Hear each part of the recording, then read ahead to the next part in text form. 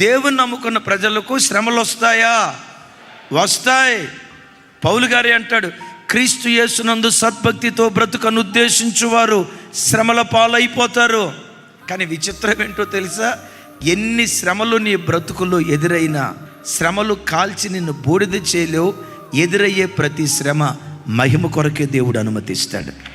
గట్టిగా చెప్దాం ఆమేన్. శ్రమలు వస్తాయి, ఆపదలు వస్తాయి, అపాయాలు వస్తాయి. కొంతమంది చుట్టూతో అన్ని ప్రజలు చూసి నిన్ను కూర్చి అంటారు, అమ్మ దేవుడు దేవుడు దేవుడు దేవుడు దేవుడు దేవుడు అని నువ్వు పరిగెత్తితే ఏంటమ్మా ఈ కష్టాలు?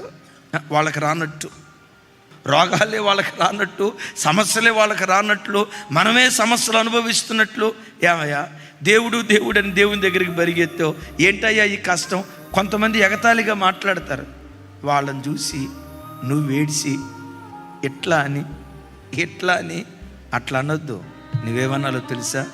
నేను నమ్మిన వానిని నేను ఎరుగుదును, ఆయన నన్ను సిగ్గుపరచని దేవుడు. ఏ రోజుకైనా నా తలపైకెత్తుతాడు ఆయన. ఏ రోజుకైనా విజయోత్సవంతో దేవుడు ఊరేగిస్తాడు ఆయన. ఈరోజు ఎగతాళి చేసిన నోరులే, విమర్శించిన నోరులే రేపు ప్రశంసించేటట్లుగా దేవుడు చేస్తాడు.